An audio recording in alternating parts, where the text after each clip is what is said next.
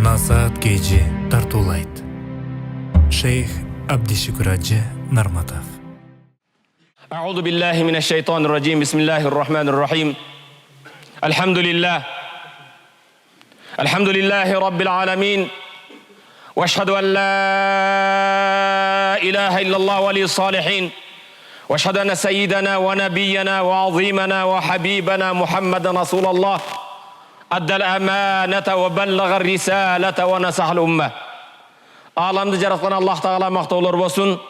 Пайғамбарымызға дуа саламдардан кейін, урматты мұсылман бір туғаным, «Иза зақад дуния бика фақул я Аллах».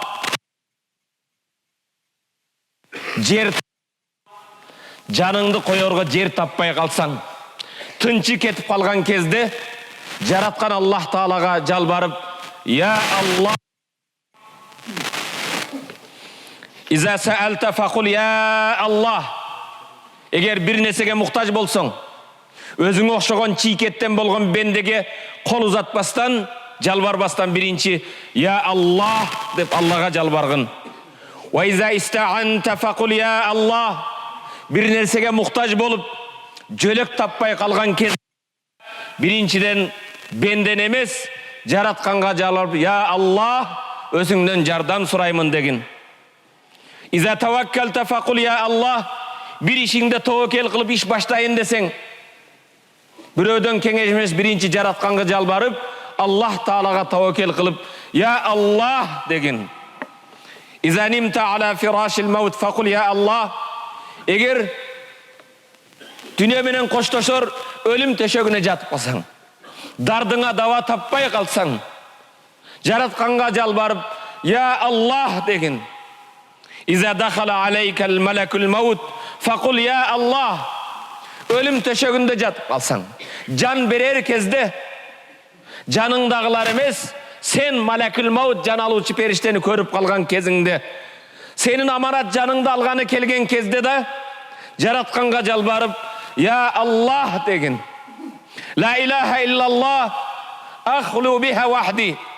La ilahe illallah kelimesi menен хали болып, жалғыз болып Алланы зикир қылам.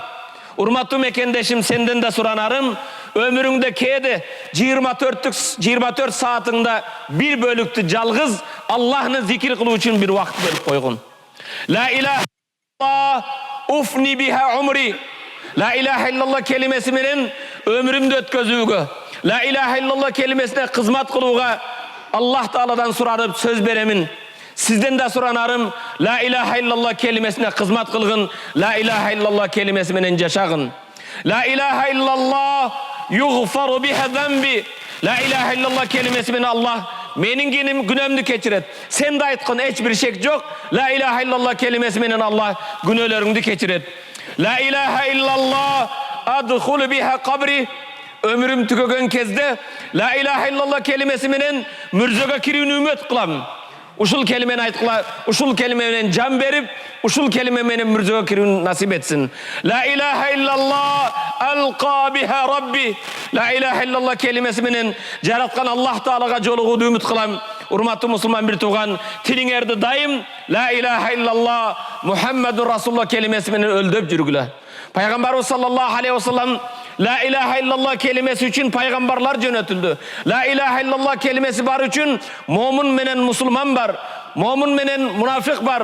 Musulman menen kafir var. La ilahe illallah kelimesi var için soğuk menen günah var. La ilahe illallah Muhammed Resul kelimesi var için beyiş menen dozok var. La ilahe illallah Muhammedun Resulullah. Urmatlı musulman bir tuğan.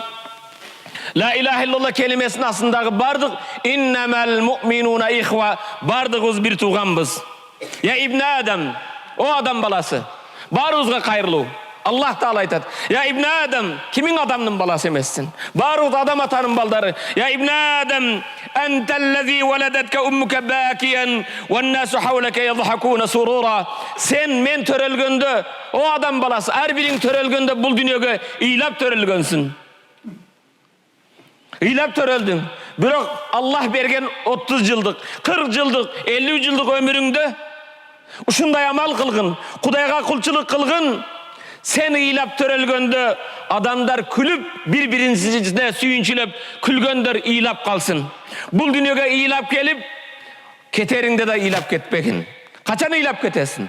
Namazın yok bolsa, orozun yok bolsa, zeketin yok bolsa, ölüm malakil maut perişte kelgen kezde ölüm hak eken. Ahiretke emne menin baram? Ölüm yok, namazım yok dep ıylap ketpeg. Adam balası sen bul dünyaga ıylap geldin, Allah bergen ömürde uşunday amal kılgın, keteringde ıylabastan külüp ketkin, sen kelgende törölgöndö külgöndör, süyünçülegöndör ıylap kalayversin, sen külüp jaynap bul dünyamen koştoşkun. Yaqulu sallallahu aleyhi ve sellem, Peygamberimiz sallallahu aleyhi ve sellem li Anas ibn Malik radıyallahu anhu özünün süyüktü 10 yıl kızmat kılgan periştesi. Kanday baktılığı Anas. Hazreti Anas siyahtı zamandaş bola almadık. Peygamberga kızmat kıl almadık. Hazreti Anas 10 yıl kızmat kılgan. Hazreti Anas Peygamberimiz sallallahu aleyhi ve sellem 10 yıl kızmat kılgan, özünün balası da köretile. Peygamber bir gün Anas'a mınday dedi. Hazreti Anas aytadi, Rasulullah maga mınday dedi deydi. Hazreti Anas'ın orduga özüңdü koy. Peygamberдің Hazreti Anas'a aytқан osiyatını Peygamber maga aytıp jatat degендей kabul al. Dayarmız mı? Allahümme salli ala Muhammed. Allahümme salli ala Muhammed. Ve ala ali Muhammed. Anas Hazretleri kâle li maga Peygamber aytdı deydi. Resulullah sallallahu aleyhi ve sellem ya buney, o balam dedi deydi. O balam, İn kaderte en tusbihe ve tumsiye ve leyse fi kalbike gışşun li ahad fef'al. O balam, eğer kudretinden gelse, küçüğün jetse, kolundan gelse, keş jatkan, ertemenen turganыңda жүрөгүңдү taza saktay alsaң, biröөгө aldayın, jaman köröйүн, жек көрөйүн, кызганайын деген нерселер болбостон жүрөгүңдү taza, saf, tunuк saktay alsaң, ошону кылгын dedi. Sümme kâle li, andan keyin aytdı, ya buney, o balam, ve zâlike min sünneti, jüröktün taza bolusu benim sünnetim dedi. Ve men ahya sünneti fekad ahabbani, kim benim sünnetimdi tiriltse, benim sünnetimin yaşasa, al beni süygön bolut. Ve men ahabbani kâne ma'ya fil cennet, kim beni süyse al, beni bolut deydi. Hurmatlı Müslüman bir toğan, Peygamber menen beyişte bolum desen, Peygamber'din sünnetin tiriltkin. Bugün maşallah Peygamber'din köp sünnetlerini köngül buravuz. Darat namaz okanda, kiyim keçe kiygende, meçke kirgende oң but menen, sol but menen çıkıp, bardı sünnetlerdi atkaravuz. On kol menen tamak jep. Biroq Peygamber'din dağı en negizgi sünnetlerinden, ey balam Anas, keş jatkanыңda, erte menen tur, жүрөгүңдү taza saktay alsaң, sünnetim. Жүрөгүңдү neden taza saktay? Biröөгө kör alбастык болбосун, кызгануу болбосун, жек көрүү болбосун, biröөгдү алдап кетсем деген жаман ойлор болбосун. Бул менин сүннөтүм, менин сүннөтүмдү тирилсең мени сүйгөн болосун, мени сүйсөң мени менен бейиште болосун дейт. Ау кема кала саллаллаху алейхи ва саллям, ал-кулуб. Негизги жүрөк экен, урматтуу мусулман бир тууган. Ал-кулуб иза саффатул кулуб, жүрөк таза болсо, тунук болсо, минал гиш, kalpılışlıktan, aldamçılıktan, vel hiqd, kör alбастыктан, ar-riya, el körsün, koca körsün, namazdı, je başkanı, kayrımlılıklı, sadakanı, soğuk işlerdi el körsün üçün. Vel bagda, birbirini kör alбастыk, birbirini jek körүү, jaman körүү, vel hasad, kızganуу, uşu nerselerden жүрөгүңүz taza bolsa, fel cennetu amamaha maftuha, anday taza жүрөктүн астында бейишин эшиктер ачык экен. Allahu Akbar. Жүрөгүңүздө көр албастык болбосо, кызгануу болбосо, эки жүздүүлүк болбосо, бирөөдү жек көрүү болбосо, бирөөдү алдайын деп кеткен болбосо, жүрөгүңүз таза болсо, ал жүрөктүн астында бейиштер ачык дейт. Амрадул кулуб. Жүрөктүн кандай буларны инсульт дейбиз, инфаркт дейбиз, башка дейбиз, давление дейбиз. Жок, урматтуу мусулман бир тууган. Ал-гиш. Гиш деген соодада алдамчылык. Сөзүңдө калпычылык. Al-hiqd, kızganuu, vel-bagda, jek körүү, ar-riya, el körsün, koca körsün üçün kılуу. Bugün işlerimizde, her bir jasagan işimizde, urmatlı Müslüman bir tuğan, jasagan işine ökünböyin desen, her bir işinde Allah üçün kılgın. Eğer kılgan işin Allah için bolsa es kaçan ökünbeysin. Yakulullah Teala li habibihi Muhammedin sallallahu aleyhi ve sellem. Allah Teala özünün süyüktü paygambarına mınday deydi. Ve izzeti ve celali. Ya Muhammed. Ey Muhammed, özümdün kudretime, calgızdığıma ant içim deydi Allah Teala. Ey Muhammed, özümdün kudretime, ululuğuma kasam içim. Lev seleku ileyye kulle tariqin. Bu bendeler meni qaray qaysı jolga düşpösün. Qaysı jol menen kelbesin. Vastafta bab. Maga kelip qaysı eşikti takıldatpasın. Ma fatahtu lahum hatta ya'tu khalfaka ya Muhammed. Alarga beştin eşigini açpayman ey Muhammed. Alar senin artığından kelmeyince deydi. Beştin eşigi miftahul cennet ne? La ilahe illallah. La ilahe illallah özü yetişmeydi. Muhammedur Resulullah bolbosa. Allah Teala özümnün kudretime, calgızdığıma antişime Muhammed. Bul bendeler qaysı jol menen kelbesin. Qaysı eşikti takıldatpasın, alarga eşik açılbaydı, eğer senin artığından kelbese deydi. Beşike barış üçün paygambar körsetken jol menen jaşao. Sallallahu aleyhi ve sellem'din artından kelu. Hurmatlı Müslüman bir tuğanım, Madaricis Salikin kitabında bul hadis kelgen. Peygamber sallallahu aleyhi ve sellem'din bugün hurmatlı Müslüman biz Rabiul Awwal ayındayız. Peygamberden tuğulgan Mavlud, tuğulgan ayı. Tuğulgan ayda men sizlerge hurmatlı Müslüman bir tuğan, Peygamberge bolgan bir süyüzde oygotsaq degen ümittemin. Peygamberge bolgan vadabızды bir жаңыласақ, Peygamber menen bolgan mamilebizdi жаңыласақ. Hurmatlı Müslüman bir tuğan, kelingizler. Peygamberdi jakından tanıylı. Süyüktü Peygamberdi biz tanıya almadık. Je bolbosam biz minbardagi imamlar Peygamberdi biz cemaatga tanıtalmadık. Peygamberdi jakından tanıya almadık. Tanımagan zatты qanday süyöbüz biz. Hurmatlı Müslüman bir tuğanım, kelgile Peygamber sallallahu aleyhi ve sellem'di jakından ta. Maza kanal qadar qabla mavludi. Peygamber sallallahu aleyhi ve sellem törelbösten murda taqdir dem ne oldu? Peygamber törellek kezde taqdir dem ne oldu? Kanal qadar aciben. Öte tanqalıştı okuyalar boldu. Faceddu nazara lillahi nazran. Anın çoğun atası Abdülmuttalib Allah'a bir nazir kıldı. Nazir degen söz verdi, vada verdi. Allah yolunda nazir kıldı. İn razaqahullah bi aşr minez zukur en yezbaha vahiden minhum. Eğer Allah Teala maga 10 erkek bala bere turgan bolsa, birösünü Kuday yolunda kurmandık kılam dedi Abdülmuttalib. Allah Tebarek ve Abdülmuttalib'e 4 kız 10 erkek verdi. Allah'ım eğer maga 10 erkek balalı bolsam, birösünü senin yolunda kurmandık kılam dedi. Allah Teala Abdülmuttalib'e 4 kız 10 bala verdi. Vada beredi, vadanı nazırda atkara turgan. Baldardın kimdi kurmandık kılış gerek. Baldardın arası öte koz. Allah Teala kerim etti Kur'an'da. Len tenalul birra hatta tunfiqu mimma tuhibbun. Len tenalul birra. Жақшылыққа жетпейсіңер. Hatta tunfiqu mimma tuhibbun.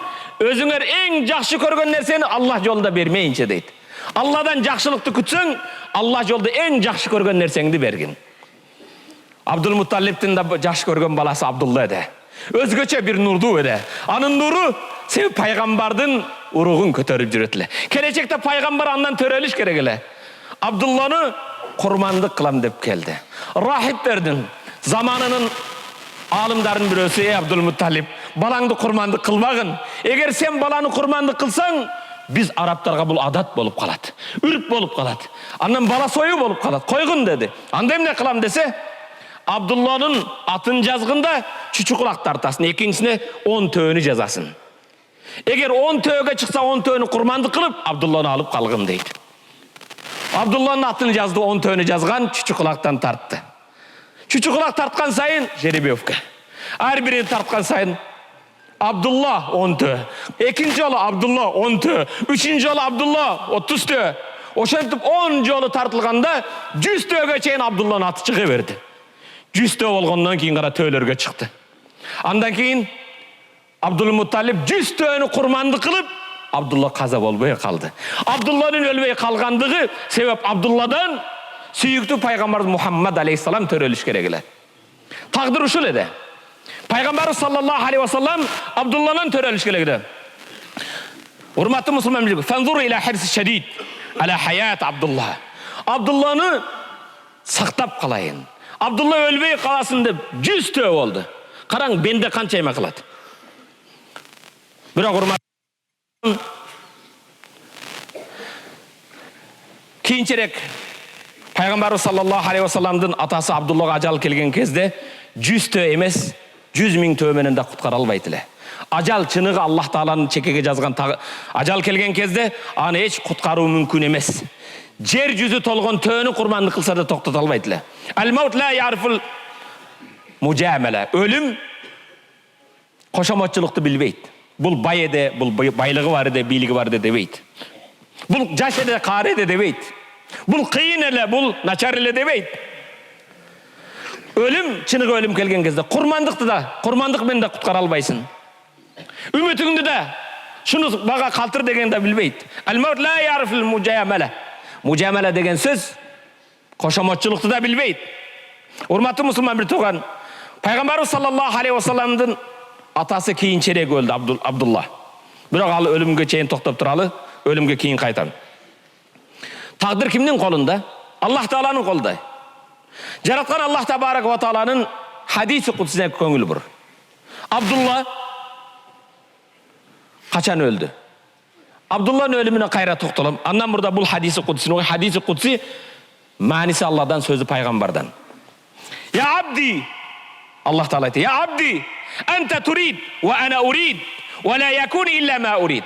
Аллахым дейді, абди, о бендім, анта турид, сен қалайсың, ва ана урид, мен де қалаймын, ва ла якун илля ма урид, мен қалағаннан башқасы болбайды дейді Аллах. О бенделерім, сілер қалайсыңар, мен қалаймын, бірақ сілер қалаған болбайды, мен қалаған болады дейді. Кім? Аллах Таала айтады, фа ин салламта ли ма урид, атайтука ма турид. О бендем, егер мен қалаған нәрсеге тапшырылсаң, башисең, сенің қалағаныңды беремін дейді. Фа иллам тусаллим ли ма урид. Егер мен қалаған нәрсеге баши бесең, ат'абтука ма турид. Сен қалаған жолда сені чаршатам, қинаймын. Ва ла якуни илля ма урид. Ақырында келіп мен қалағаннан башқасы болбайды дейді. Андай бола тұрған болса, Аллах Тааланың тағдырына башиыбыз керек. Аллах Тааланың ғана қалауысы болады. Бенденің қалауысы ешқашан болбайды, урматты мұсылман бір туғаным. Рабиул ауал айының 12-сі. Қаншасы? 12-ші Рабиул ауал айы. Кәне маулуд фи яуми 12 мин Рабиул ауал. Пайғамбардың төреліші Рабиул ауал айының 12-ші күні. Ва кәне вафату айзан As-sani 10 min Rabiul Awwal. Пайғамбар 63 жасқа толғаннан кейін Рабиул Awwal айының дүйшенбі күні 12-сінде қаза болған. 2 Рабиул Awwal 12 арасында 63 жас төрелген, өлген күнінде ошол. Пайғамбар саллаллаху алейхи вассалам Амина хайру уммин хамалат фи аъзамил маулуд. Жердегі ең ұлы затты, жердегі Аллахтардың ең сүйікті пайғамбарын бойы жүрген Амина.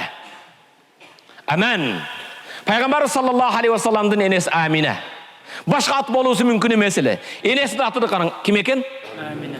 Бізге аманшылықты, аманатты жеткізуші пайғамбардың енесінің аты Амина. Атасының аты Абдулла. Кім? Абдулладан башқасы болу мүмкін емес еле. Ал кезге чейін, пайғамбар төрелге чейін Абдушамс, күндің құлы деген ат бар еді.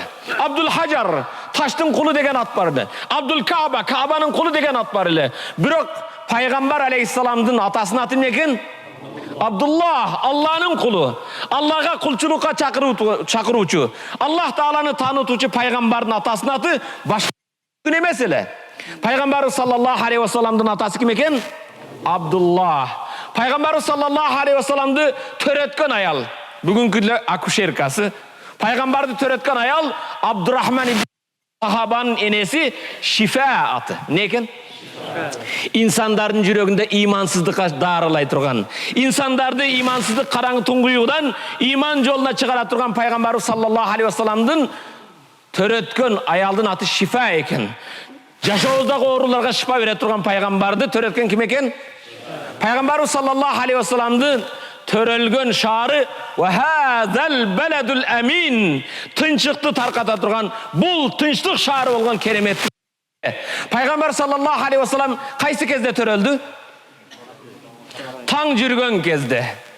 Караңгылар жоголуп, таң жүргөн кезде, баамдат убакыты кирип аткан кезде эртеңки намаздын. Башкача айтканда, имансыздык караңгылыгы жоюлуп, иман нуру таркай турган кезде пайгамбар таңга жакын төрөлдү саллаллаху алейхи ва саллам.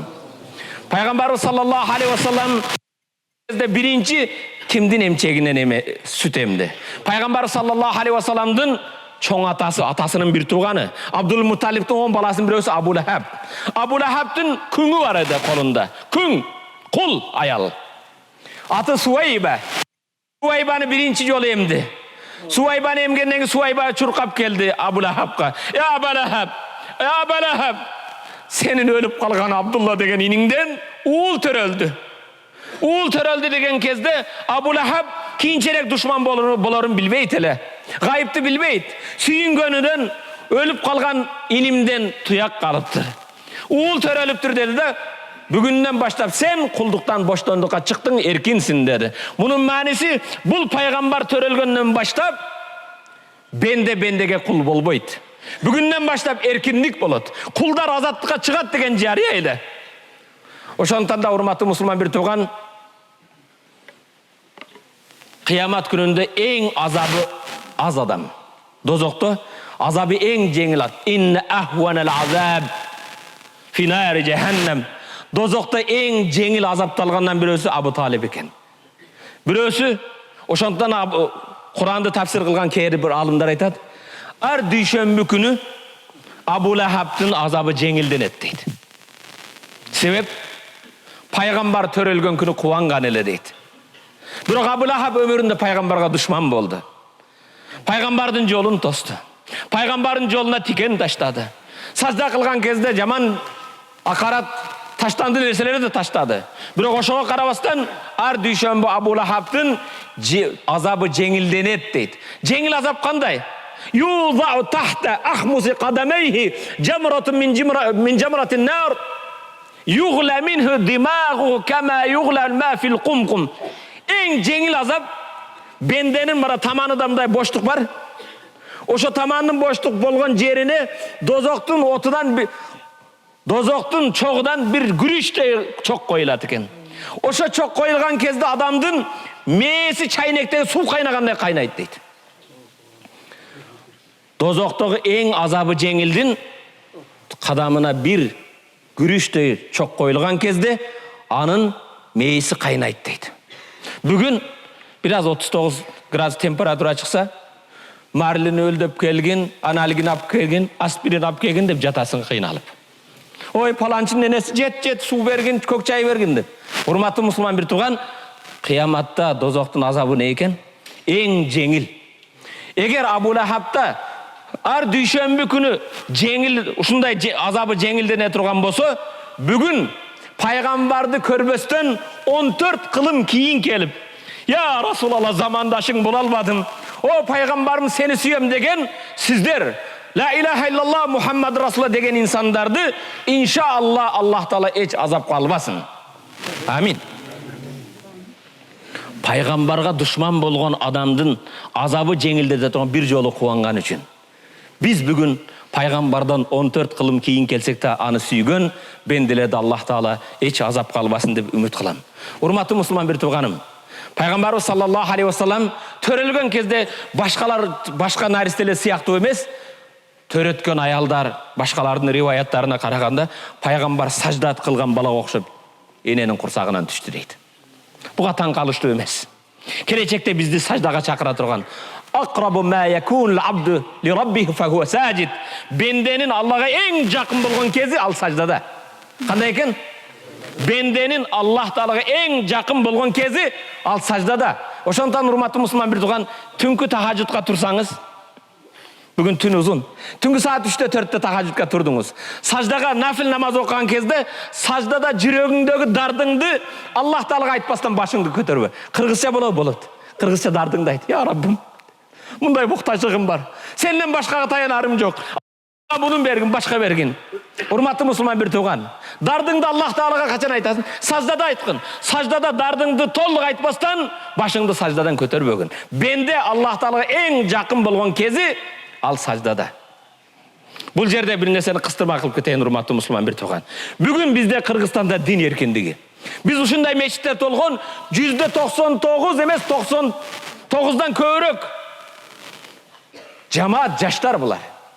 Урматтуу жаштарым, Аллах Таала берген мындай эркиндик акталардын 70 уктаса түшүнө кирбейт эле. Бүгүн биздеги ушундай дин эркиндиги силердин менин кыйындыгымдан келген жок. Биздин акылдуулугубуздан келген жок. Бул кишилердин, менин, булардын чоң аталарыбыз, булардын ата бабалары саждада ыйлап, Аллахым бизге бир дин эркиндиги келе экен. Кенен жума намаз окула билебизби? Каабатулла болгон Меккеге бара алабызбы? Кереметтүү Кур'ан-ы Каримди сабак аманат динди балдарыбызга неберелерге жеткизебизби деген ыйлап өтүп кеткен мурдагы аксакалдардын дуасы менен бул күнгө жеттик. Ошондуктан улууларды урмат кылалы. Булардын алкыш батасын алалы. Анан бүгүн келип биз кыйынбыз, мен көп билемин дебейли, урматтуу мусулман бир тууган. Бизден алдын келме келтирген. Бизден алдын сажда кылган. Бирок ошондой аталардын дуасы менен келген эркиндикти көздүн карегидей сактап, келечек муунга биз бере алабызбы, бере албайбызбы? Бул маселе. Бүгүн болбогон жерден бөйрөктөн шыйрак чыгарбайлы. Кыйын болбойлу, урматтуу мусулман бир тууганым. Сиз өзүңө сурачы, урматтуу мусулман бир тууган. Акыркы жолу саждада качан ыйладың эле? Саждада ыйладың беле? Бирок мен билем, бул аталардын аталары, биздин аталарыбыз, чоң аталарыбыз ыйлаган булар. Жаназага тура албай ыйлаган. Атасын көп албастан ыйлаган.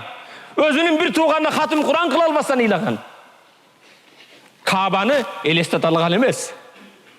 Бирок ыйлаган, урматтуу мусулман бир тууган. Бүгүн бизде бул эркиндик бар. Бирок мен темамдан алыстабайын, урматтуу мусулман бир тууганым. Hazreti Пайгамбарыбыз саллаллаху алейхи ва саллам кереметтүү Меккеде төрөлгөн кезде саждада турган бала сыяктуу төрөлдү дейт. Ага таң калбагын, пайгамбарга дагы 9 жыл кызмат кылган Рабиа ибн Кааптан бир сабак алады. Аты ким экен? Рабиа ибн Кааб ал-Аслами. Аслами деген уруудан, аты ким? Рабиа Кааптын баласы. Бир күн пайгамбардын көлөкөсү сыяктуу болом дейт. Дарат алса суу алып келем. Кажетке тосуп турам, башка пайгамбарга ушундай кызмат кылам дейт. Кечинде куптандан кийип бешигинде отурам дейт. Пайгамбар бир нерсеге муктаж болсо мени таппай калбасын деп. Эрте менен пайгамбар саллаллаху алейхи ва саллам эртеңки намазга чыга калса, дарат алганы Рабиа адаттагыдай 9 жыл кызмат кылган Рабиа ибн Кааб пайгамбардын чайдо даратыңызга суу даяр деп. Дарат аласыз. Пайгамбар саллаллаху алейхи ва саллам сүйүнгөндөн кубандан, "Я Рабиа, сен сура" dedi. "Tilегиңди айт" dedi. "Аллах Тааладан сурайын, берсин" dedi. "Мен сенден разымын. Сел, сура" dedi. Ne dedi? Suragın Аллах Тааладан дуа кылайын dedi. Дуасы мустажаб пайгамбар.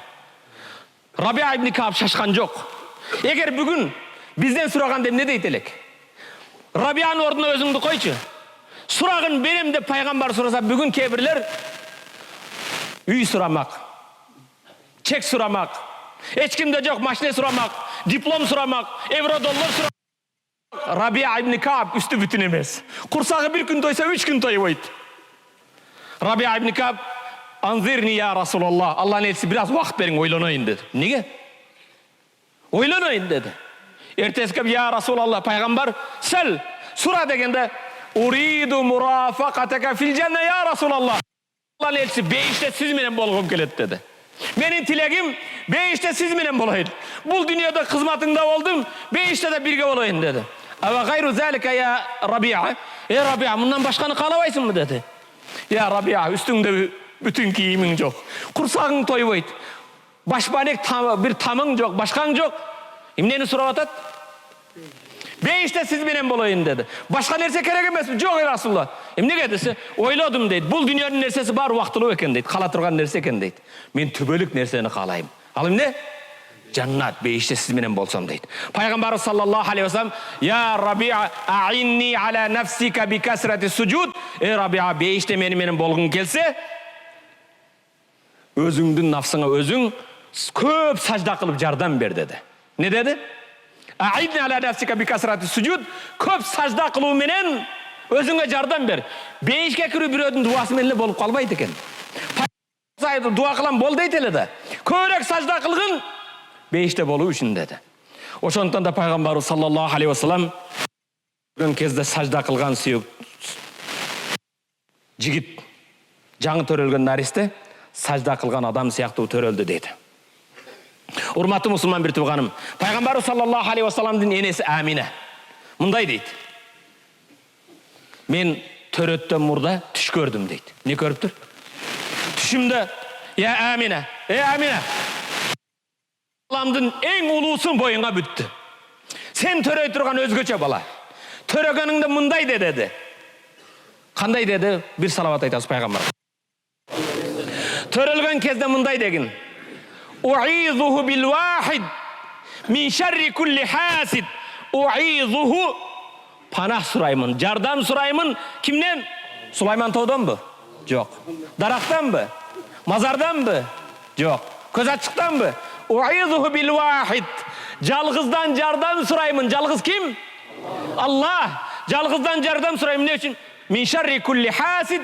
Ар бир хасад кылган, көрө албагандардын көзүнөн сактасын деп айткан деди.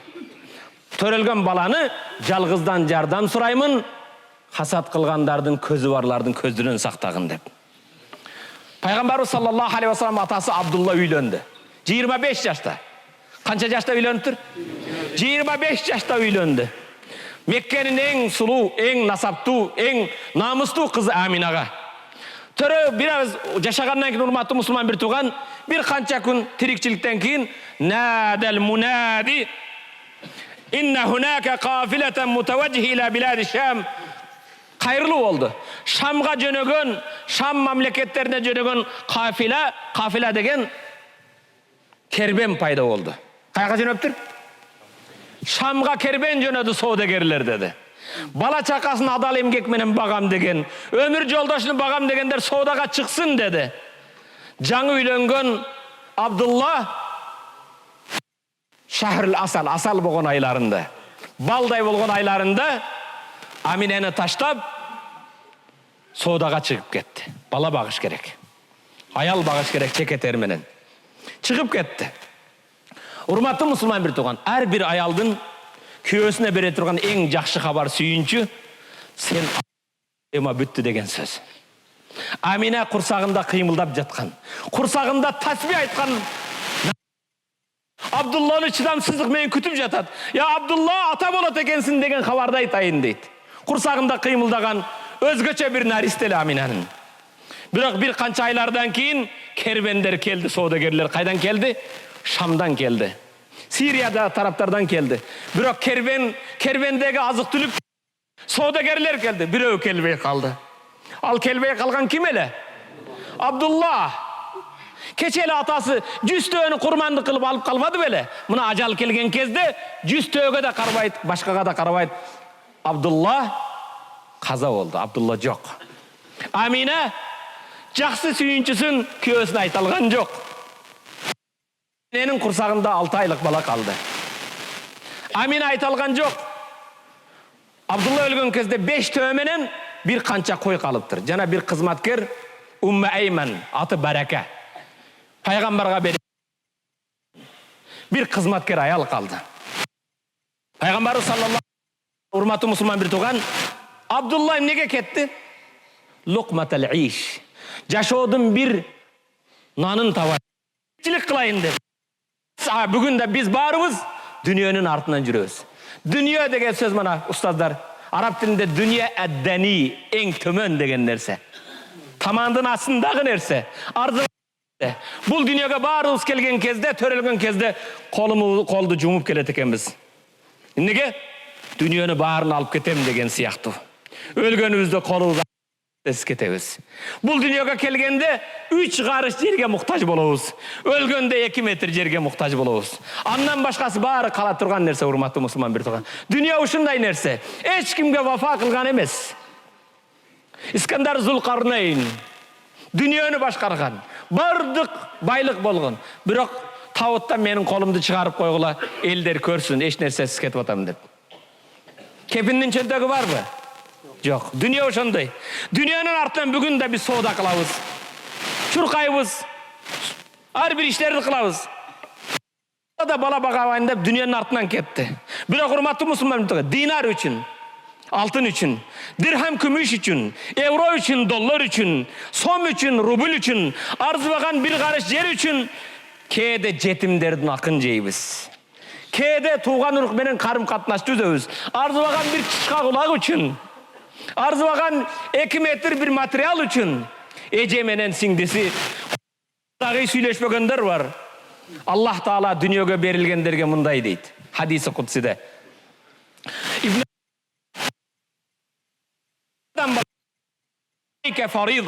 Мен үчүн сенин мойнуңда фарздарың бар. Аллах не дейт экен? О адам баласы, мен үчүн сен аткара тургансың. Мойнуңда бир жүктөлгөн фарздар бар. Валака алайя ризкук. Рызкыңды берем дейт экен Аллах. О бендем, сенин мойнуңда карыз болгон фарздар бар, сенин рызкыңды мен берем дейт экен. Алафтани фи фаридати лам ухалифука фи ризқи. Сен фарз болгон фарзыңды аткарбасаң да, мен рызкымды бербей койбоймун. Бенде. Сен мойнуңдагы фарзыңды аткарбасаң да, мен милдетим болгон рызкыңды берем дейт экен Аллах. Ибн Адам ва иззати. О адам баласы, улуулугума ал тишем дейт. Иллам тарда бима qasamtu lak. Мен сенин чекеңе жазып берген нерсеге разы болбосоң, тагдырыңа жазылган нерсеге разы болбосоң, фала усалли таркузу фиха ракзал вухуш фил бария. Берген нерсеге разы болбосоң, дүниөнү сенин үстүңнөн үстөмдүк кылдырып коем дейт. Дүниөнүн артынан акылы жок айван сыяктуу чуркай бересиң дейт. Не кылат экенсиң? Куа бересиң, чуркай бересиң. La yanalu minha illa ma qasamtuhu lak. Миң чуркасаң да, мен чекеге жазгандан артыгына. Урматтуу мусулман бир тууган, Аллах Таала берген нерсеге разы болбосоң, каниет кылбасаң, дүниөгө кул болуп калат экенсиң. Дүниөнүн артынан чуркай берет экенсиң, миң чуркасаң да Аллах чекеңе жазгандан артыга жетпейт экенсиң. Андай деген мааниси, сен дүниө арам эмес, дүниөгө чурка, ишиңди кыл, бирок намаз өз убагында болсун. Зекет өз убагында чыксын. Хайыр садакалары өз убагында чыгарган. Урматтуу мусулман бир тууган, Абдулла каза болуп калды. Бани Наджар урусунун, Бани Наджар деген өзүнүн тайкелерин айылында каза болуп калды. Тага журтунда каза болду. Бани Наджар урусунда 25 жашта эле. Бирок бул өлгөн болсо, Аминанын курсагындагы жаңы төрөлгөн наристени ким багат? Ким карайт? Урматтуу мусулман бир тууган, атанын өлүмү балдардын тагдырын өзгөртөбү?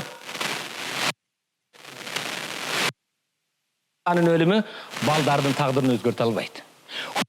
Халакакум сумма разакакум. Ал сени жараттыбы? Жаралганың чынбы? Рызкыңды Аллах берет. Рызкың бар үчүн жаралдың.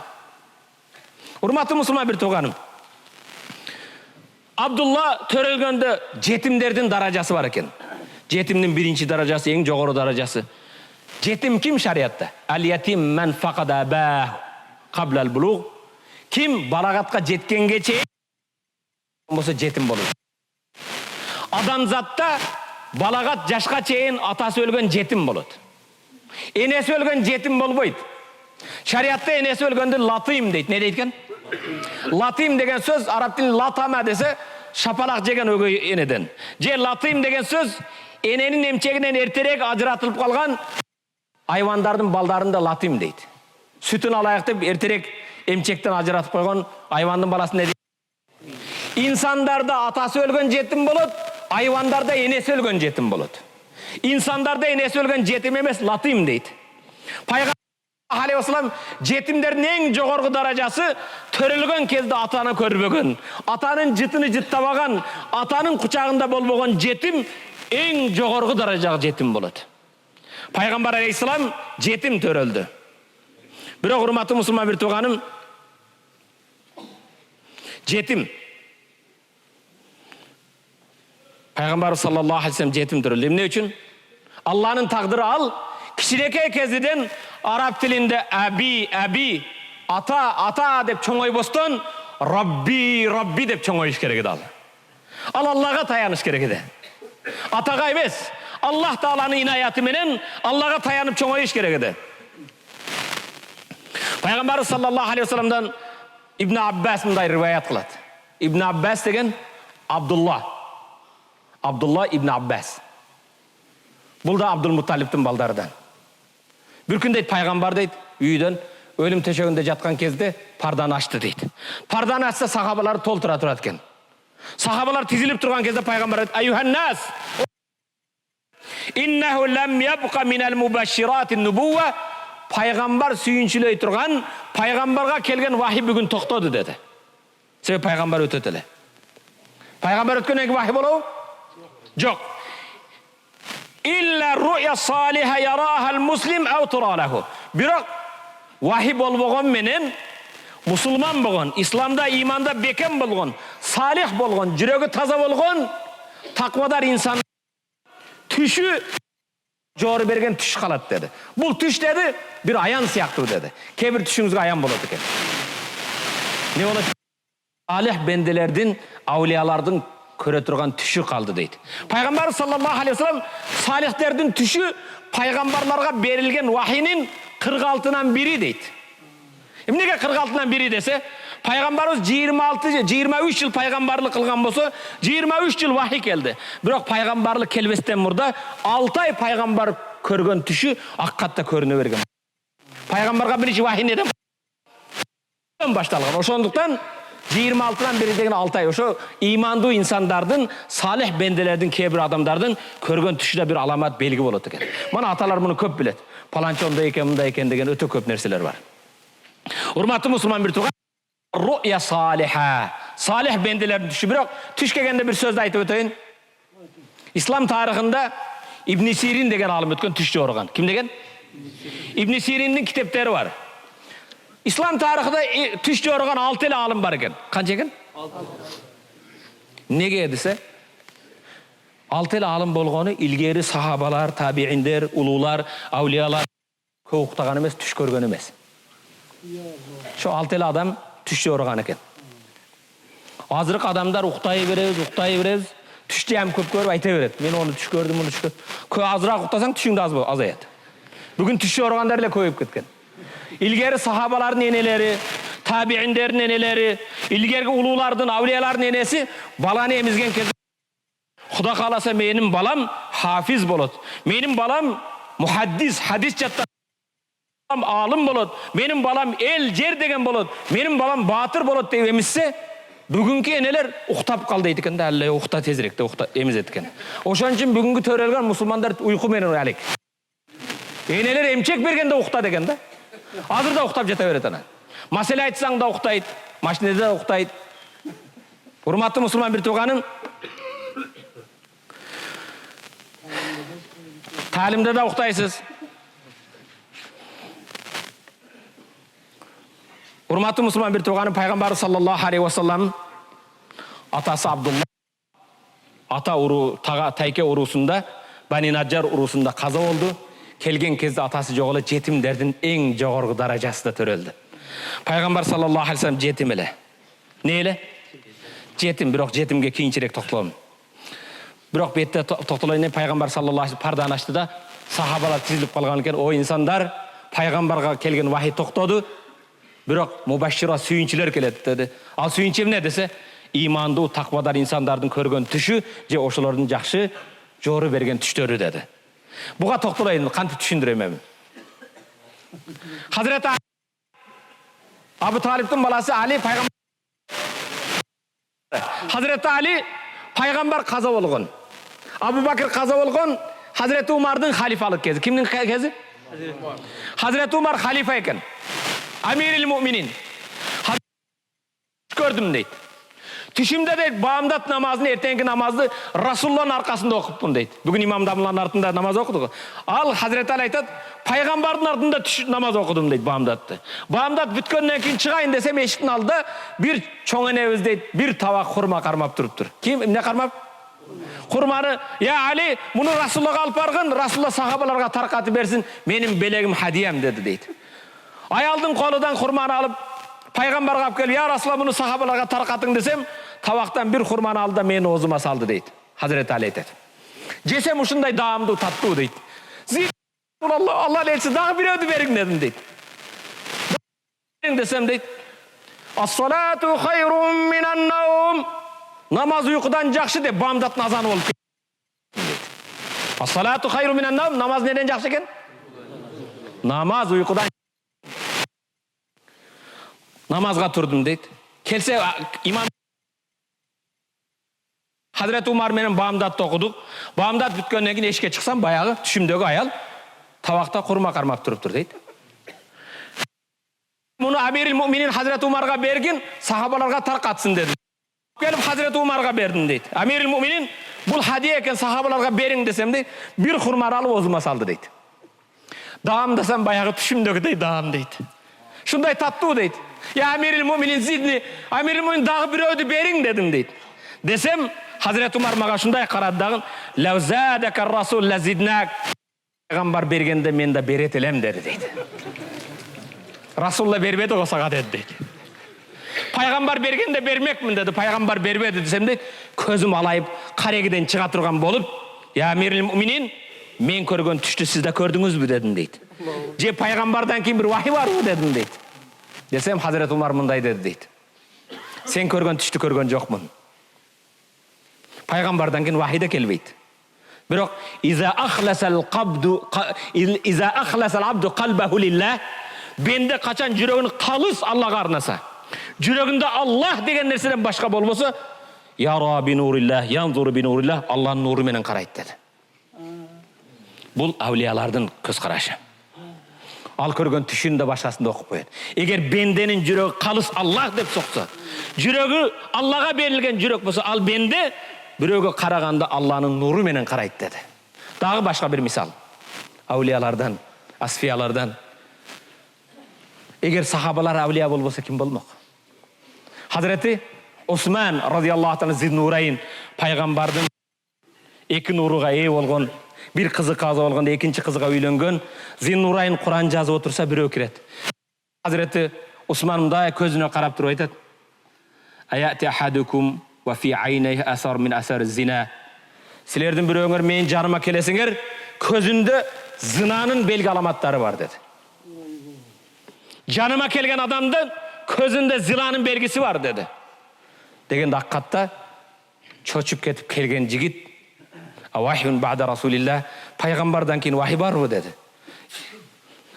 "Я Усман, Hazreti Усман, чындыгында мен келе жатып бир чочун аялга өзгөчө карадым эле" дейт. Бир чочун аялга тигилип карадым эле дейт. "Тооба кылам, истигфар айтам" дейт. Сахабаларда да болгон мындай маселе. Бирөөсү келип пайгамбар саллаллаху алейхи вассалам бир аялга караганда пайгамбар хажатыл вада пайгамбар жүзүн буруп коет. Кайрыла карайт, пайгамбар жүзүн буруп коет. Сахабалар да инсан болгон, буларда да болгон.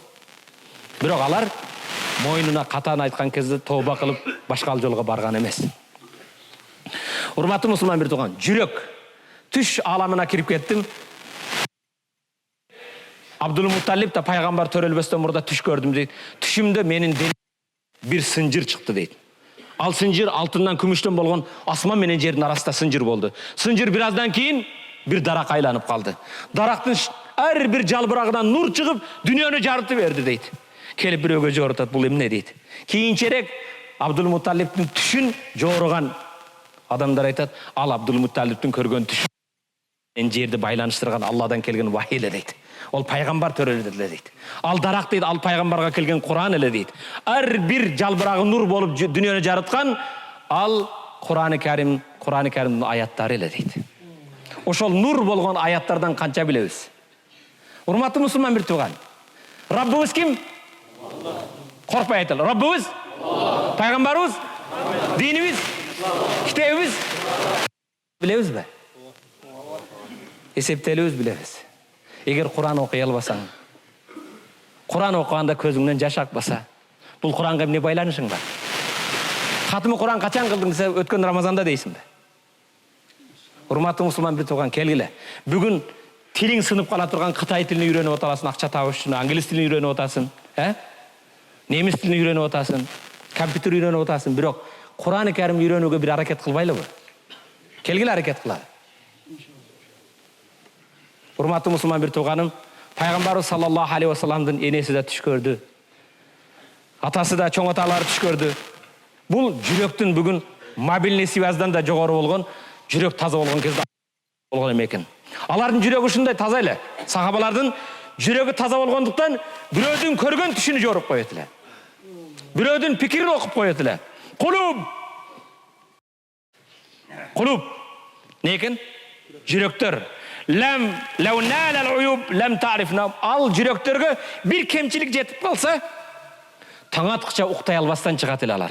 Тауба қылып истигфар айтып. Бүгін hurmatly мұсылман бір туған. Бүгін біз мұсылмандарға не болды? Құран ошол Құран, сүннет ошол сүннет. Бірақ hurmatly мұсылман, бүгін біздер, бүгінгі мұсылмандар, бәлкім арамызда жоқтыр, бар ушундайлар.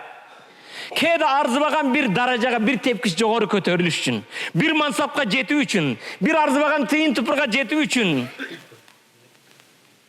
еч арамдан же башқадан сақталбайды.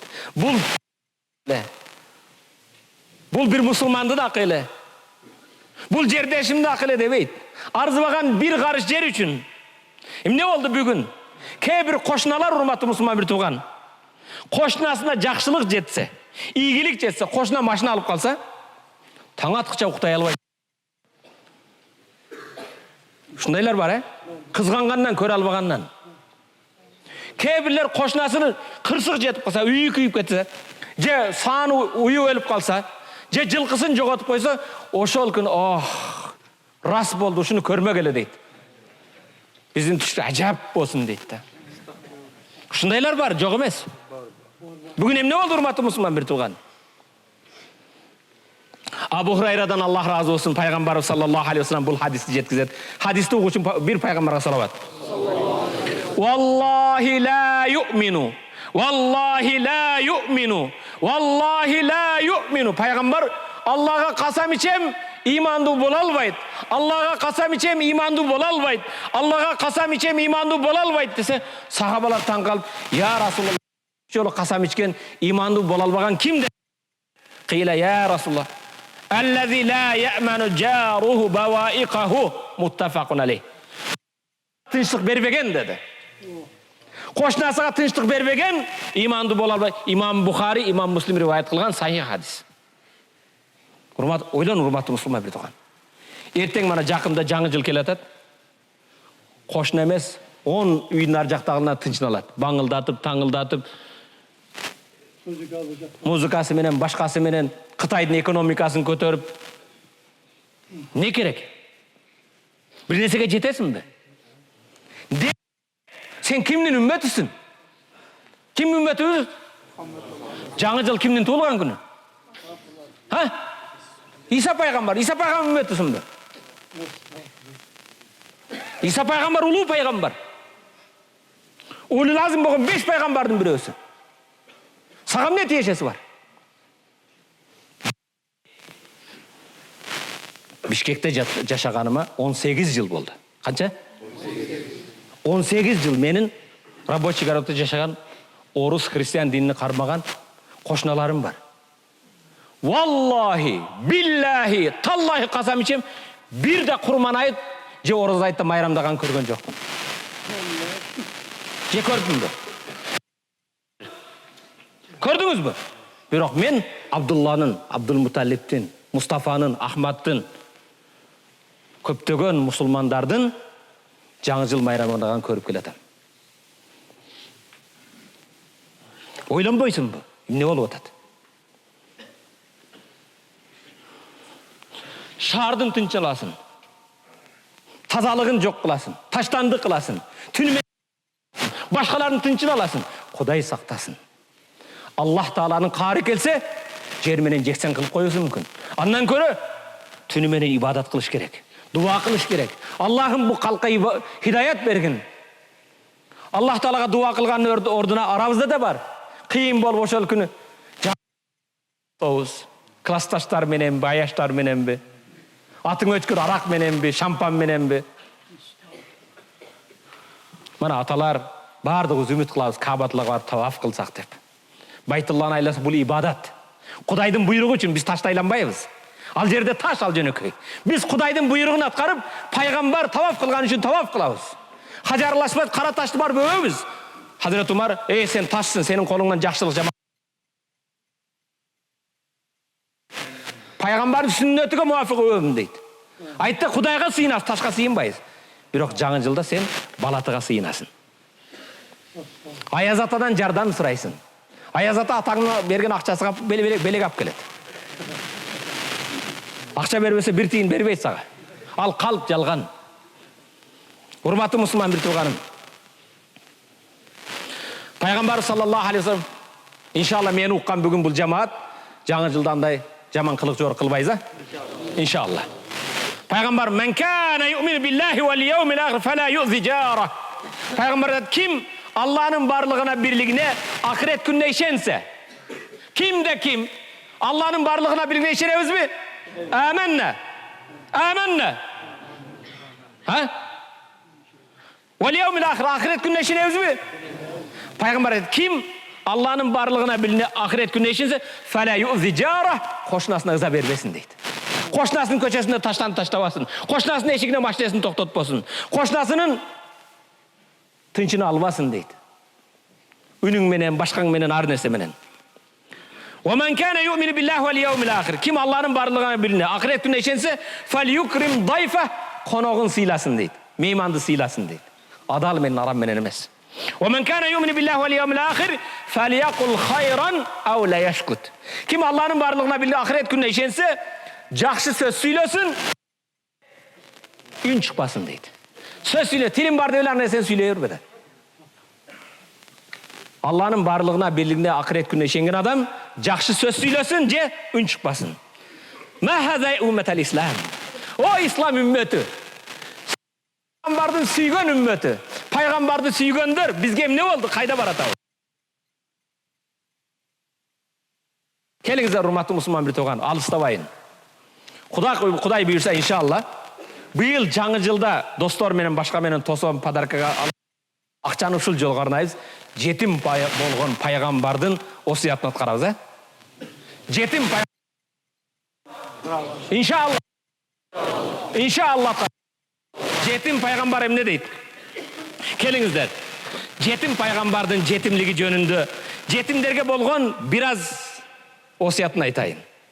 Пайғамбар айтады, «Әл-джаннату тахда ақдамил уммухат». 5 енелердің қадамын ас, енелерімізді сыйлаймыз. Енелеріміздің алқыш батасын алабыз. Енелерге қызмат қылабыз.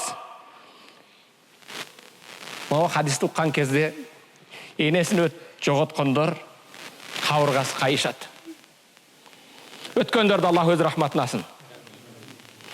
Енелері тірілердің енесіне Аллах ұзын өмір берсін. Бекем иман берсін. Жануарға қаза бар. Ене қаза болған кезде «Иза матат назалал малак минас сама яқул». Қаза болған кезде асманнан періште түседі екен. Кім түседі екен? «Я ибн Адам, о адам баласы» дейді екен. «Матат аллати кунна нукримука ли ажлиха». Ушененің дуасының берекесіменен бұл бар еді, мұның барлығы үшін сен сый көретеден ал бүгін өлді дейді екен. Енелер өлген кезде періште келіп қалған перзенттерге ұқпайды. Не дейді? О адам баласы, бұл ене бар үшін сенің ішің жүрішетеді. Ене бар үшін игілігің бар еді. Ене бар үшін саудаң бар еді. Ене бар үшін бақталайың бар еді. Бүгін алы өлді дейді екен. Себебі біз кейде білбейбіз. Сен жұмысқа шығып кеткін, енен қанша сарсана болады. Бішкектен кегічен қанша сарсана болады. Урматты мұсылман бір туған. Ене берейін дейді. Өмірін арнайды. Ден соғылығын арнайды. Бірақ ене періштелер келіп, о адам баласы, енең бар үшін сен сый көретің ал бүгін өлді. Фa'мал салихан нукримука ли. Емі өзің амал қыл, амалыңа жараша игілігің болады дейді. Кейде біз ененің алқыш батасын, жөн еле тілектерін білбей қаламыз. Ене ішіміз башқаша жүрішеді. Ене болған кезде ден соғылығыз башқаша болады.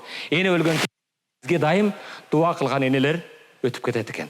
Андан кейін емнеге таянышымыз, өзіміздің амалымызға таянышымыз керек екен. Абу Дарда радиаллаху таала анху болсын, ла ябла, жакшылык эч качан унутулбайт, чирибейт. La yunsa, günö da unutulbayt. Ve dayyanu la yamut.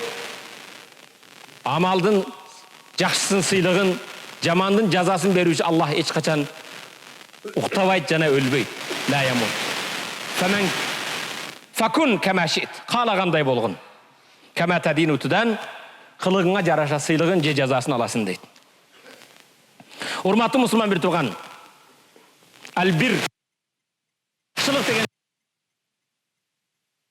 деген бүгүн биз үлгүбүз пайгамбар туулган күндө Mavlud okup koyu emez. Kelingizler, paygambardı jakından tanıp, paygambar emne üçün paygambar bolup jönötülgönü mınday deydi. İnnema bu'istu li utammima makarimel ahlak. Keremetli adep ahlaktı tollukta üçün geldim deydi. Adep ahlaktı üretүү üçün geldim deydi. Kimnin adep ahlakı senden jogorу, al dinde senden jogorу. Din bul bardığım neken adep ahlak. Kimnin senden büyük bolsa, al dinde de senden büyük. Urmatlı Müslüman bir tuğanım. Kelingizler. Peygamber sallallahu aleyhi ve sellem ap kelgen adep ahlak uzduğundoylu. Jaratkan Allah tabarak ve taala peygamberdi maqtagan kezde Allah taala ve inneke la ala hulukin azim. Ey Muhammed sen en jogor adep ahlak eyesin deydi. Jönünde toxtalıp kaldım. Köngül bur. Men akka abah fid dünya. Alvanen. Kim atasını narazı kılsa. Kılığına jarasha sый jaza көрөсүн demedik mi? Kim atanı narazı kılsa, atanı kaygırtsa, Allah gelecekte al jigittin uruğudan şunday bala çıgarat, bala bolubay bela bolup, dünyanın azaptарын tür menen көрсөтөt agar. Kılgan jigitlerinin uruğudan şunday bala çıkıp, bala emes bela bolup, dünyanın türdü azaplarını ağa көрсөтөt deydi. Hormatlı Müslüman bir tuğan. Eneni narazı kılgan adamdı Allah kelet, keldiret, alayal, senin jaşooңду dozokko barбастан dozok kılar. Jetim paygambarga toktolom dedim. Peygamber sallallahu aleyhi ve sellem mınday deydi. Ahabbul buyut ilallah Teala beytun fihi yetimun mukram. Ahabbul buyut. Allah'a en süyüktü üyler. Şeksiz meçitler ha. Allah'a en meçit siyahtı üyler var deydi. Al üy. Akçası köp, euro remont bolgon, etajı büyük bolgon üyler emes eken. Allah'a en süyüktü üy, kaysı üyde bir jetim sый urmat görse. Jetimdi sıylagan üy. Jetimdi urmattagan üy. Jetimdin kursagın toygozgon üy. Jetimdin üstün bütün kılgan. Jetimge talim tarbiye bergen. Allah Taala'nın aslında meçit siyahtı perişteler rahmat jağdırgan üy eken. Abu Hurayradan Allah Teala kâle Nebi sallallahu aleyhi ve sellem es-sa'i bana hadiste qarаңыздар. Subhanallah. Es-sa'i lel-armala vel-miskin. Armala degen jesir, kүйösü ölüp kalgan. Jesirge jardan berem dep çurkap жүргөн adam. Jesirge kömür ap bereyin. Jesirdin üyün жылытайын. Бүтпөй kalgan üyünü бүтürüp bereyin dep jesirge jardan bergen adam, çurkagan adam. Je miskin kolunda kal mujahid fi sabilillah. Allah yolunda cihatta жүргөн siyaktı deydi. Kayakta deydi? Allah yolunda cihat, cihat elemez. El-qaimul leyl, es-saimun nahar. Tündöz uktavastan ibadat kılıp, kündüz oruca karmagan siyaktı deydi. Jetimge jardan berem degen. Jesirge jardan berem dep çurkap жүрgön adam, Allah yolunda cihatta жүрüp, tünü menen ibadat kılıp, kündüz oruca karmagan adam siyaktı deydi. Allahu akbar. Karang beyişli eşiklerige alpara turgan kança sowap işler eken. Bu hadis muttafaqun aleyh. İmam Bukhari, İmam Müslim rivayet kılan hadis. Peygamber ana ve kafilil yatim kahatayn. Men jana jetimdi kepildik algan beyişte men uşunday bolat deydi. Uşuncha jakın bolat deydi. Peygamberga jakın bolgun kelemi? Peygamberga jakın bolgun kelse jetimdi kepildik alıp jardan bergen. Peygamber sallallahu aleyhi ve sellem'den İbn Malik Nebi sallallahu aleyhi ve sellem yakul men damma yetimen beynel muslimine fi ta'amihi ve şarabihi hatta yestagniye anhu vecebe lehul cenne. Bir salavat. Sallallahu aleyhi ve sellem. Qarang, men damma yatiman. Kim bala chaqasiga bir yetimni qo'shib olsa, yetimni ne qiladi ekan? Uyini qo'shib olsa, fi taamihi tamag'iga qo'shsa, ovqatiga, va sharabihi suvsunduqlari, chaylariga, boshqalarga qo'shib to'yg'oz. Hatta yastag'ni, ya'ni yetim muhtoj bo'lib bo'lsa deydi. Kiyimga muhtoj bo'lib bo'lsa, tamoq ashga muhtoj bo'lib bo'lsa, kitobga muhtoj bo'lib bo'lsin, balasi siyaqti yetimni baldarına qo'shib olsa deydi, vajabat lahul janna. Al adamga 5 vojib bo'ldi deydi. Allohu akbar. Men o'ylayman, musulmonlarning mamlakatida yetimxona bo'lishi kerak. Yetimxonada emas, musulmonlarning uyida tarbiya ko'rish kerak. O Arabistondan kelib bir yetimga oyina $30 yordam beradi. Qancha beradi? 40 bo'ladi. 2100 biz chiqara olmaymiz shuni. Payg'ambar menen 5 de birge bo'layın deb. Ha sen uylengende 7 ta jip menen chiqib atmaysыңбы? O'sha 7 jipning aqchasin bir yetimga arnasaң, 10-chi klassda бүткүчө tarbiya aladi. Болбогон каяктагы иштерди кылып атабыз. Жылдык деп, башка деп, а? Урматтуу мусулман бир тууган. Жетимге ошол өзүңдүн кичине шорпоңду бир аз сууну көбөйтүп кой, карточкадан бир аз ашча коюп кой. Bir жетимди кепилдик алуу.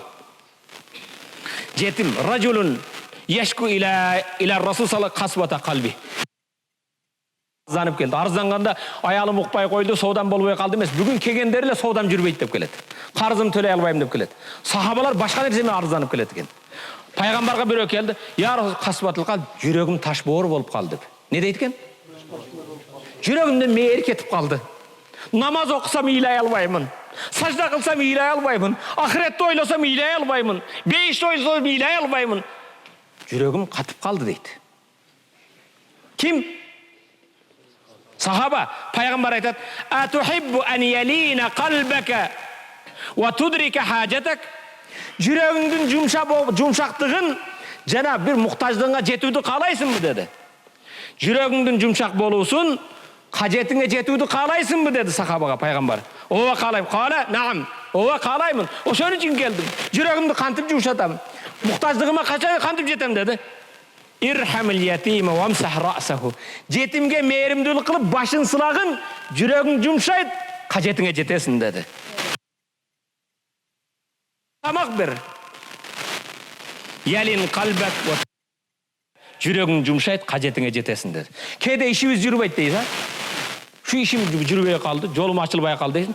Жетимдин башын сылагын, берген тамагыңдан берген койгон, Аллах жүрөгүңдү жумшатып, ишиңди ийгиликке өрөткөн. Көп келет да, көз ачык барат, соода болбой калды дейт. Ишим жүрбөй калды дейт. Ишиң жүрбөсө мына пайгамбар айтат: жетимдин башын сыладагын, жеген тамагыңдан берген. Жүрөгүң жумшайт, кажетиңе жетесиң дейт. Мына хадисти караң, бул хадисти уккандан кийин кантип ушуну аткан? Вада ala ra'sil yatim. Kim kolun bir жетимдин башына койсо, тарахуман, мээримдүүлүк менен атасын жоготкон байкушум деп. Менин маслып кучактап атат, эркелеп атат. Мунун эркелей турган атасы жок, башыңды койдуңуз. Канат лаху би кулли шa'ра тамурru би yadihi alayha hasana. Колу өткөн канча чачка тийсе, ошончо сооп кой болот экен. Канча түк бар ey. Жетимге мээримдүүлүк менен, боорукердүүлүк менен башын сыласаңыз, колуңуз канча чачка тийсе, ошончо сооп кой болот. Аят кылган. Бул кимдин сөзү? Пайгамбар саллаллаху урматтуу. Мана хадисти угуң. Бул хадисти угуудан мурда бир иманыбызды жаңылайбыз. Кантип жаңылайт элек? La ilahe illallah. Muhammed Rasulullah. Дагы бир жолу жакшы.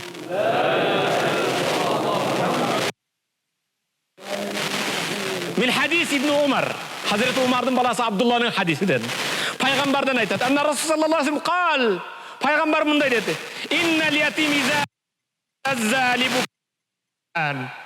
Jerde jetim iylasa deydi. Jerde jetim iylasa İhtazza arşur rahman li bukay. Jerdegi jetimdin ıyına arşın arşı titreydi eken. Jetimin nege iyleydi? достору сыяктуу бир алмага жетпей калса, арзыбаган бир кийимге жетпей калса, калемге жетпей калса, тетрадка жетпей калса, кышында бир бут кийимге жетпей калса, жетим жерде ыйласа, менин да атам болгондо мен да жаңы папка көтөрөт элем. Атам болгондо мен да жаңы куртка кийет элем. Атам болгондо мен да могу сыяктуу курсагымды тойгозот элем деп жетим жерде ыйласа, Аллахнын аршы титрейт экен да. Фаякулуллах таала, Аллах таала айтат экен: "Ли малаикати периштелер, я малаикати, о периштелерим" дейт. Ким дейт? О периш, мен заллази абка хазал ятим. Бул жетимди ким ыйлатты дейт экен. Бул жетимди ким ыйлатты? Гайябат тураб, атасыны топракка көмүп койгон жетимди ким ыйлатты дейт.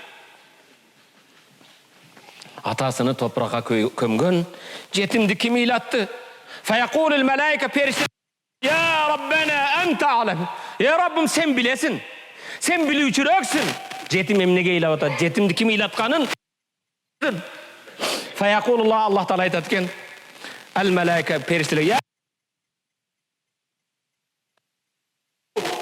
күбө болгула" дейт экен.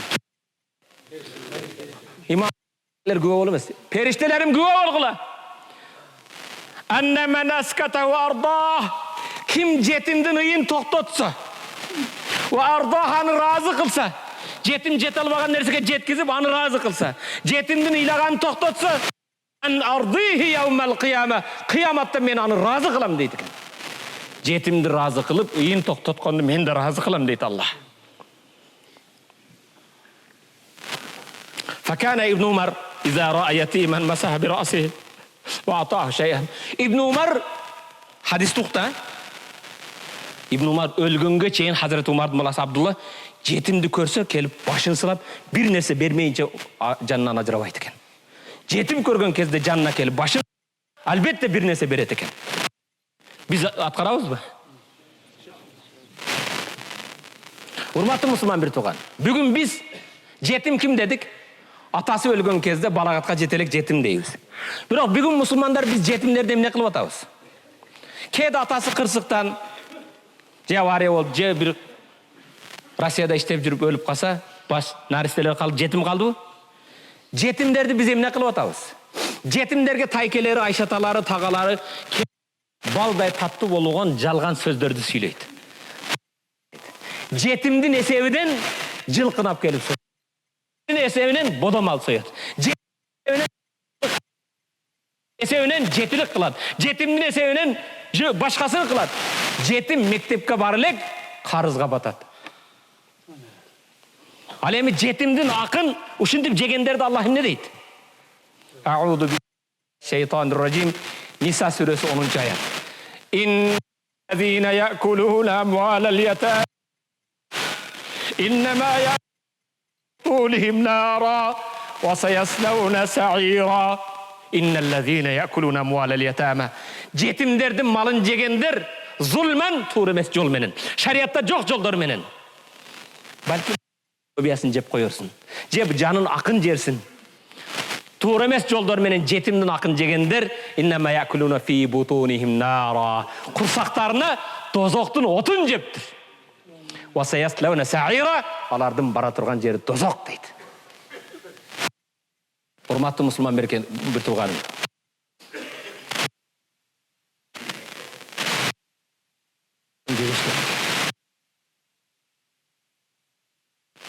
Инна хунака бутунан мулиат би амвали ятама. Биздин мекендештерде курсактары чыккан, жетим менен курсагы чыккандар толтура. Жетимдин акы менен машина алган, жетимдин акы менен тамсалган, жетимдин акы менен 9 айлык бойда бардай болуп курсагын чыгаргандар да бар.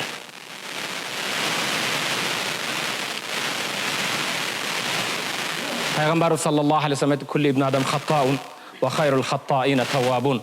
Бардык адам баласы ката кылгандар эң жакшысы катасын мойнуна алып тобо кылгандар.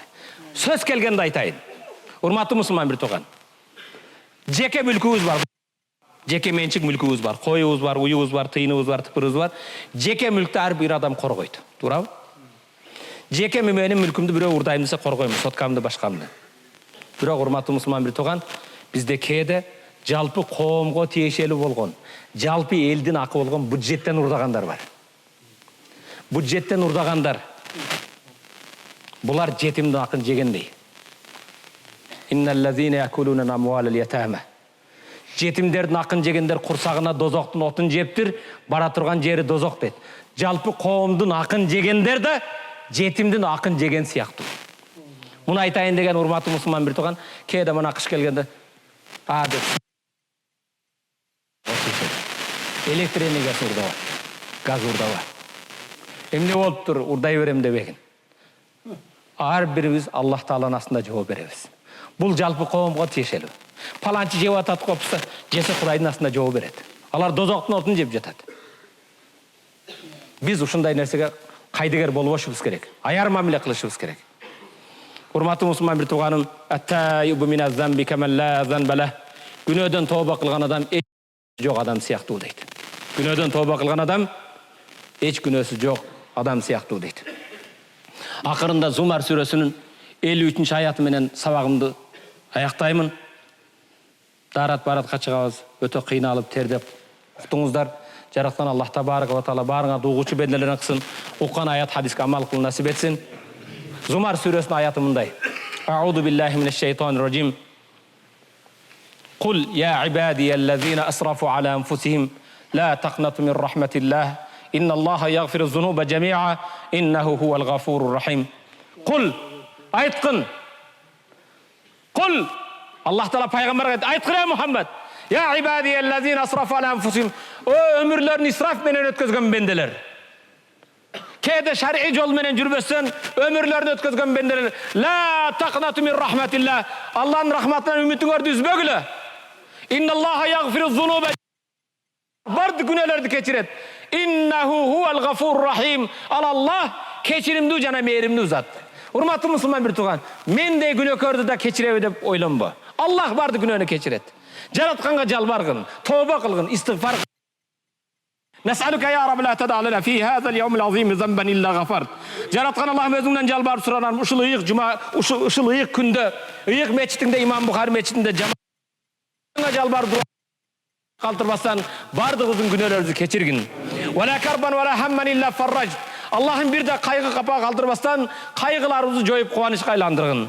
Вала айбан илля сатарт. Аллахым бир да айып кемчилик калтырбастан айыптарыбызды жашырып оңдогун. Вала даллан вала асиян илля хадайт. Аллахым биз жана биз дуа кылган бир да күнөөкөр адашкан бенде калтырбастан адашкан күнөөкөн бенделерге туура хидаят багыт бергин я Раббал аламин. Вала мадлуман илля насарт. Вала мадлуман илля насарт. Аллахым бир да Раббым Аллах пайгамбарым Мухаммад диним ислам деген үчүн жапа чеккен, укуу тепселген мазлумду калтырбастан мазлумдарга жардам бергин. Вала маридан илля шафайт. Аллахым бир да биз дуа кылган, биздин арабызда бир да оору калтырбастан ооруларга шифа бергин.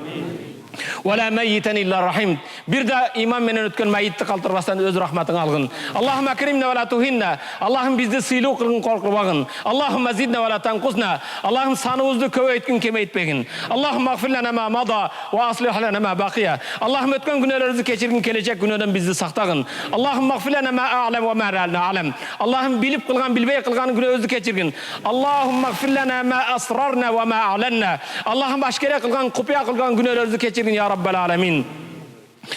Allahumma rzuqna qabla al-maut tawba. Allah'ım ölüm kelimesinden burada tövbe kıl nasip etkin. Ve indel mauti kelimet şehade. Öter kezimizde eşhedü en la ilahe illallah ve eşhedü enne Muhammed Resulullah beru nasip etkin. Ve ba'del mauti cennet. Ölümden keyin beyişin nasip kılgın ya Rabbal alamin. Allah'ım atik rikabana ve rikaba abaina ve ummahatina minen nar. Allah'ım bizdin denevizde ata inelerimizin denesin. Çoğ ata çoğ inelerimizin, tayine taytalarımızın denelerini dozoktan kutkargın. Allah'ım bizdin denevizde baldarımızın, kızlarımızın denesini dozoktan kutkargın. Allah'ım bizdin denevizde ustazlarımızın denesini dozoktan kutkargın. Allah'ım bizdin denevizde ağa inelerimizden, iyice karındaşlarımızın denelerini dozoktan kutkargın. Allah'ım bizdin denevizde tuğandarımızın, dostlarımızın denelerini dozoktan kutkargın ya Rabbal alamin. Allah'ım barızga ak jolda kösöt, ak jolda жүрүү nasip etkin. Aram jolda aram kösöt, aramdan alыс kılgın ya Rabbal alamin. Jaratkan Allah'ım özüңden жалбарып суранарым. Jurt başçımızın жүрөгүнө бекем iman bergin. Tuğra bağıt bergin. Ak jolda ak kösöt, ak jolda жүрүү nasip etkin. Aram jolda aram kösötüp, aram kengeşçilerden, aram joldan Özün saktağın ya Rabbel alemin. Allahümme Rabbena atina fid dünya hasene ve fil ahireti hasenete ve qina azaben nar. Allah'ım barızga bul dünyanın jakşı bergin, ahiretin jakşı bergin. Kıyamatta barızdı dozak otundan saktağın. Bir rahmetike ya erhamer rahimin. Amin. Rahmatullah.